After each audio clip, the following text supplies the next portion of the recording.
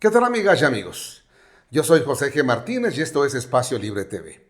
Un nuevo caso que se ha estado haciendo viral en redes y que ha causado indignación a nivel nacional es el de Esmeralda. Esmeralda es una niña de 14 años de edad, perteneciente a una comunidad indígena.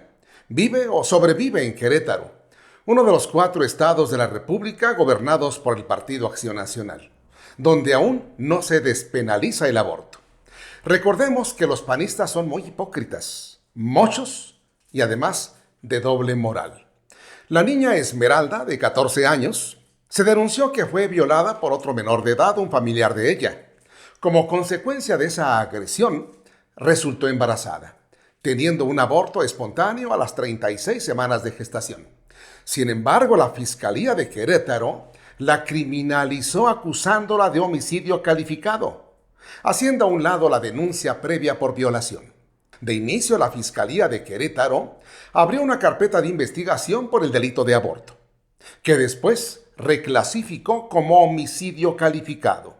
A pesar de los peritajes médicos que respaldan que el feto murió días antes del aborto espontáneo, la Fiscalía realizó una supuesta necropsia al producto, donde determinó que había nacido vivo y que falleció por asfixia, incriminando a Esmeralda, la niña violada de 14 años, de haberlo asesinado. Pero ahí no termina el asunto. La Fiscalía de Querétaro pide 3 años de cárcel para la niña Esmeralda y además que pague $500,000 al papá del niño, es decir, a su presunto violador. La niña indígena Esmeralda, por su situación económica precaria, nunca tuvo acompañamiento legal en su denuncia contra su agresor. Y el abogado de oficio que la misma fiscalía le proporcionó jamás la defendió. Nunca se interesó en su asunto.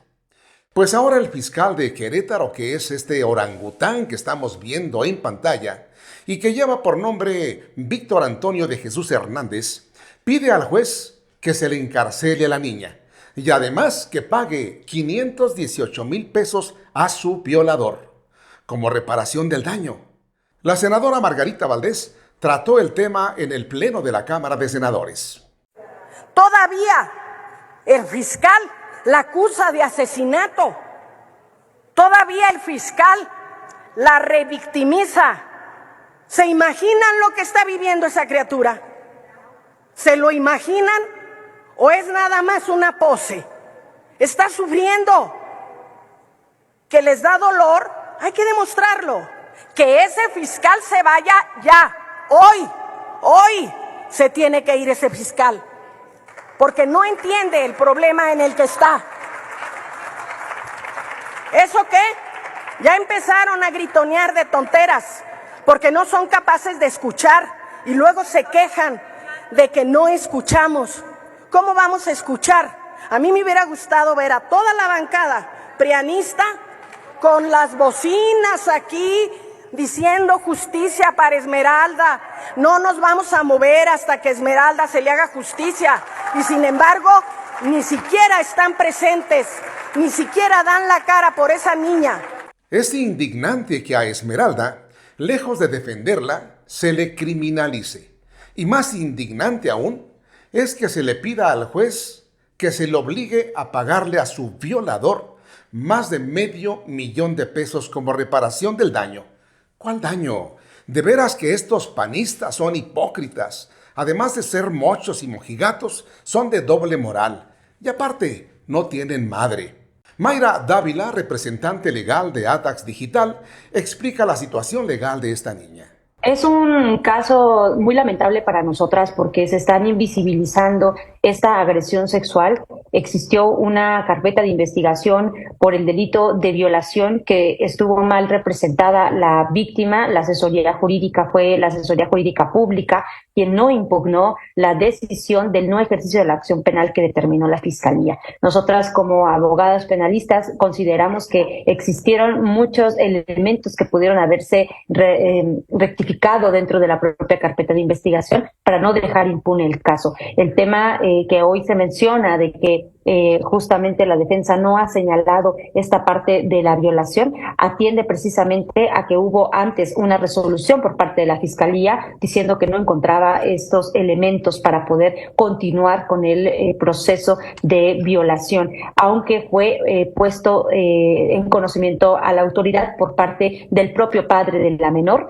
y en esa misma carpeta de investigación se cita al imputado, niega totalmente los hechos, pero después una prueba genética confirma que él es el padre de este producto de la gestación, cosa que no genera ninguna confusión ni nada para la autoridad, y simple y sencillamente determinan el no ejercicio de la acción penal de esta carpeta de violación, aunado a que ahora por la otra carpeta de homicidio calificado, donde están acusando a esta menor de edad, existe un peritaje, un metaperitaje en patología forense que determina como causa de muerte el intrauterina, y incluso este peritaje más especializado habla de malformaciones congénitas de este producto y determina que el mecanismo de la muerte fue asfixia prenatal o hipoxia fetal crónica. Esto lo hace un especialista en la materia, insisto, un forense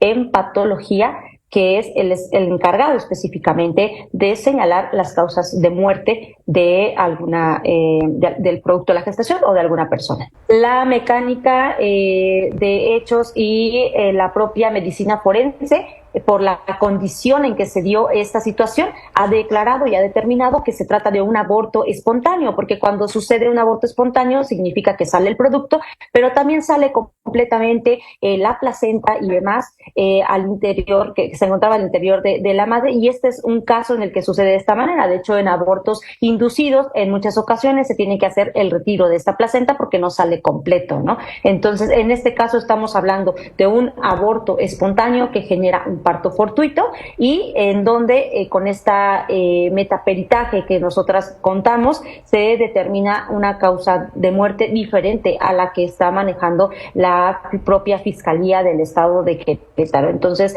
hay contradicciones en el proceso jurídico. Lo que sí te puedo comentar también es que existió una mala defensa por parte de la defensa encargada en ese momento. Nosotras llegamos a este caso una vez que ya está muy avanzado, una vez que ya ha llegado a la audiencia intermedia, y que en la próxima semana, más bien en esa semana, perdón, se va a determinar el día, la hora en que se va a juzgar a esta menor, donde va a poder obtener una sentencia absolutoria o condenatoria en su momento. A ese grado estamos hablando de que está avanzada esta carpeta de investigación, en donde ha existido una mala defensa debido a las condiciones de vulnerabilidad en las que se encuentra la propia menor y la familia, porque no olvidemos, o no deberíamos olvidar, las condiciones socioeconómicas y socioculturales de quienes están inmersos en este proceso jurídico. Ese es un caso específico en el cual curiosamente, cuando se trata de delitos cometidos en contra de las mujeres, no se encuentran elementos para poder continuar con las carpetas de investigación. Nosotras hemos impugnado muchísimas de esas decisiones, pero eso lo hacemos nosotras porque tenemos conocimiento jurídico, pero las personas, los ciudadanos del día a día, las mujeres del día a día, muchas veces no tienen conocimiento de que esas decisiones que hace la Fiscalía, que no impugna la asesoría jurídica pública, pueden someterse a consideración de un juez para retomar las investigaciones, algo que no sucedió aquí y que no se está abordando, aparte que no se está atendiendo a la edad de la menor, en qué momento puede ella consensuar este tema cuando se trata de una menor y el agresor es mucho mayor que ella, cerca ya de la mayoría de edad.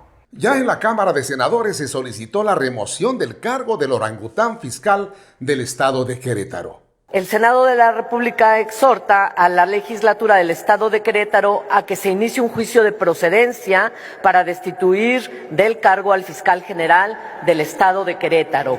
Y también exhortamos a la Comisión Nacional de Derechos Humanos y a la Defensoría de los Derechos Humanos de Querétaro a que se hagan las investigaciones pertinentes y que se proceda a realizar la reparación del daño económico, psicológico, médico y en cada una de las áreas que correspondan. No debemos sorprendernos. Esta niña Esmeralda está viviendo en carne propia la mojigatez y la hipocresía característica de los gobiernos panistas, esos de pecho colorado, esos tragasantos llevacuadiablos, esos panistas que por fortuna el pueblo los está relegando y que pues muy pronto terminarán por dejar de malgobernar. Esos que al día de hoy solo gobiernan en 4 estados de la República y que para el 2030 estarán completamente en el basurero de la historia. En este preciso momento nos está llegando la información de que el fiscal de Querétaro, dada la presión de este tema que se viralizó y ante la gestión de la presidenta de la República, Claudia Sheinbaum, anunció el desistimiento de la acción penal en contra de la niña Esmeralda. Aquí tenemos este material.